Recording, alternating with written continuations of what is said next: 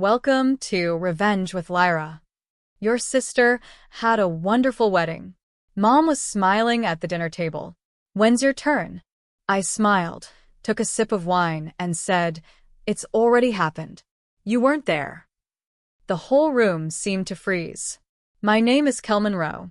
I'm 32. And if you think this is a forgotten invitation, stay tuned, because sometimes the real betrayal isn't being overlooked. It's the feeling that you were never even considered. The room was ablaze with champagne glasses and a well-worn sense of guilt. Dad cleared his throat. My sister blinked rapidly, as if she'd been in on the wrong conversation. You're kidding, right? She asked. I put my glass down. No. Mom blinked as if she'd been slapped. When? She whispered. 6 months ago, I said. A court. Just us. No drama. His face fell, his lips parted with the shock that can only come from expectation. You didn't tell us. No, I said, because you were too busy planning the perfect day for him. You didn't even ask if I was seeing anyone. They hadn't met, not even once. When I got engaged, I kept it private, not out of shame, but for protection. Protection from comparisons, criticism, and the subtle ways they made me feel like an empty vessel in someone else's fairy tale. So, we eloped. Just me, Usher, and a steel blue sky. No venue drama, no seating chart, no tears from my mother that the tablecloths weren't beautiful enough. I only sent a photo later, of me in my dress, smiling, my real self. No one responded. So tonight I told them the truth. Raw, clear, final. My sister turned away. Mom gulped down her wine like it was poison. And Dad, she finally asked something truthful. Is he nice to you? I nodded. Yes. Better than you. After dinner, silence fell. Mom did what she always did when she lost control. She tried to reinvent the story. You should have told us, she said, her voice trembling with that practiced tremor. As your mother, I had the right to be there. I raised my eyebrows. Okay. I looked at my sister. You didn't think I had the right to be there with you, remember? Because I hadn't forgotten the lost RSVP, the suddenly lost invitation, the message from earlier that day that said, We thought you'd be very busy with work. But I wasn't busy. I sat alone in my apartment, watching their photos scatter like confetti across social media. My sister's smile, Mom's tears, Dad's toast. I scrolled, my heart pounding, my face red, and I realized they never wanted me there. Not really. I was the sister in the background, the one who never needed help, the one who made unconventional decisions and didn't follow conventions. So, I created my own wedding. My wedding was small. No matching dresses, no layered cake, just vows on a breezy hilltop. Our hands were intertwined, our eyes locked in defiance of all those who say love only matters when experienced firsthand. I didn't post it online. I didn't need their choice. Dad was now heavy and tired at the table, sighing. Why didn't you tell me? He asked. I almost believed the softness in her voice, until I remembered the toast she'd given at my sister's wedding. We're so proud of a daughter who's finally doing everything right. I looked into her eyes. You didn't ask. No one asked. She only looked at me when I reflected her image. But now I was holding a mirror. And across the table, for the first time in my life, I saw my sister's smile fade. My sister finally spoke. I didn't think you'd want to come to my wedding, she said, staring down at her plate. You always make everything about you. It felt strange to say that to the girl who demanded 5 changes of clothes and cried in the shade of the piano. I bowed my head. Not inviting someone and then justifying it later doesn't justify them. It makes them seem preconceived. She shuddered. Mother shuddered too. Dad raised his fork, as if it were a shield. I kept going, not to hurt, but to be a witness. I'll never be that sister who looks good in the bridesmaids' photos or the one who silently stands by you, making your love story even greater. It's not right. And neither will watching you all clean glasses while I sit at home wondering what I did wrong.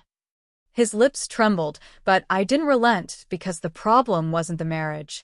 It was years of revisionist history. Years of being labeled dramatic for speaking out.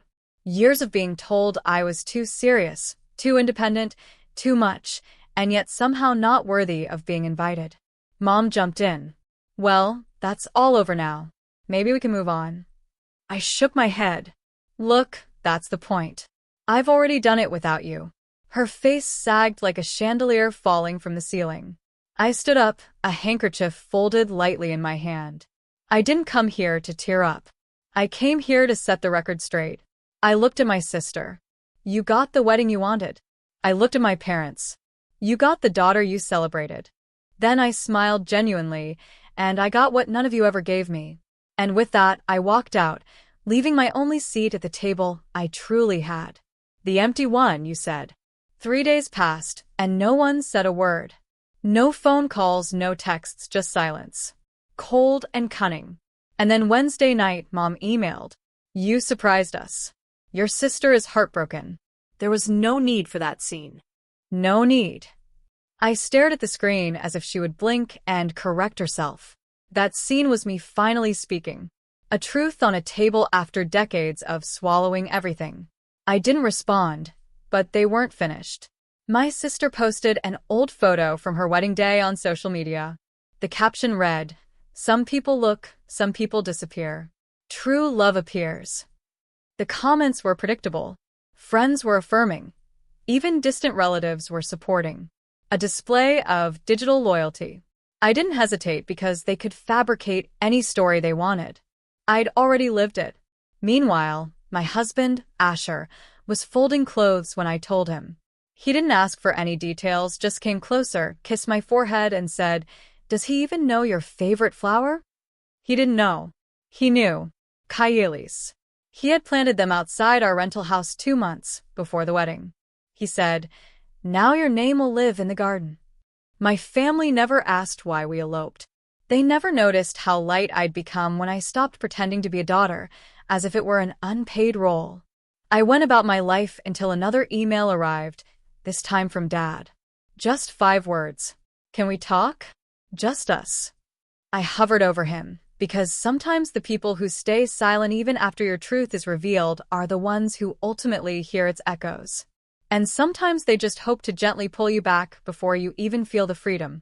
I took a deep breath and typed. "Let's see." You said, "Dad, I've chosen a restaurant, a completely neutral place, the one we used to go to after my violin recitals." When I arrived, he was already seated, arms folded, his coffee half-filled. For a moment, I saw the same Dad I remembered. Steady, calm, unreadable. "I'm not here to take sides," he said. I frowned. "You've already taken sides." He nodded slowly. "I know." The silence between us stretched like a cloth pulled too tight. Then he said, "Getting married without telling me, that hurt." I didn't move. "You didn't ask me where I was on her wedding day?" That hurt too. He looked down, touching the rim of his cup with his thumb. "I didn't know how far things had gone," he said. "Between you and your mother. Between you and your sister." I let it be. "Dad, it hasn't gone anywhere. It stayed exactly where it always was, uneven." He didn't argue. Instead, he reached into his coat and slid a photo across the table. Asher and I were smiling, the wind blowing. My dress fluttered in the middle. "I kept it," he said. "Even when your mother said it was disrespectful." I stared at the photo. My hands were shaking when I sent it. One last attempt. One last sliver of peace. "I didn't know how to reach you," he continued. Not without her hearing it. I leaned back. "Then maybe don't reach out to me until you're ready to stop whispering around her." His eyes softened. "I miss you." I folded the photo and put it in my purse. "I'm not lost, Dad. I just stopped walking toward you." He nodded again. No defense, no pleading. And maybe he finally understood. I hadn't abandoned the family. I had just stopped waiting to meet him on the way. 2 days after dinner, Mom showed up at my door, unannounced and uninvited. She didn't even knock.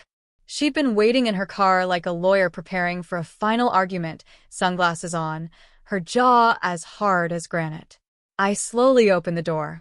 She stepped out, arms crossed, lips pursed. "I think your dad told you I'm a villain now."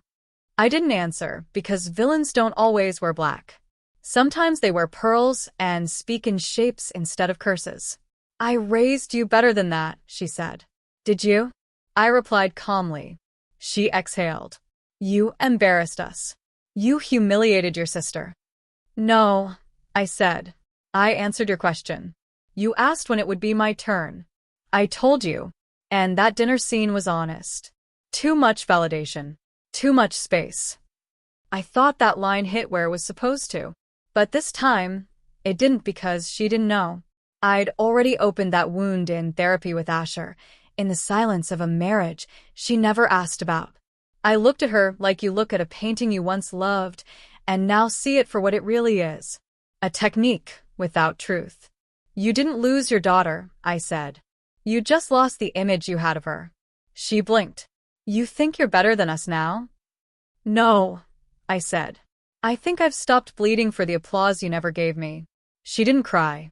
She turned, walked to her car, and started the engine.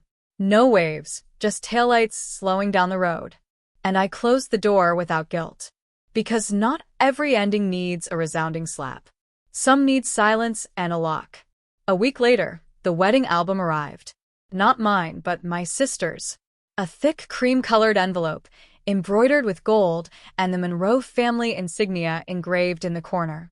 No note, just the album, sent to me as a peace offering or a provocation. Asher watched me open it on the kitchen counter. Do you really want to do this? He asked softly. I nodded. Sometimes closure isn't about what you want to see, but what you're finally ready to face. The first few pages were predictable. Dress fittings, champagne flutes. Dad walking her down the aisle. Then came the reception. Mom in the middle of a toast. Eyes shining with pride. A long scripted quote about daughters, dreams, and destiny. Then an image froze me. A family portrait. Everyone lined up, smiling, poised. And there it was. My name was written beneath the photo, except the body standing there wasn't me. It was my cousin from Vermont. As if the truth was just one caption away from correction. Asher stood behind me, his jaw tight. They replaced you, he said softly. In the photos. No, I whispered. They erased me, and they didn't think I'd notice.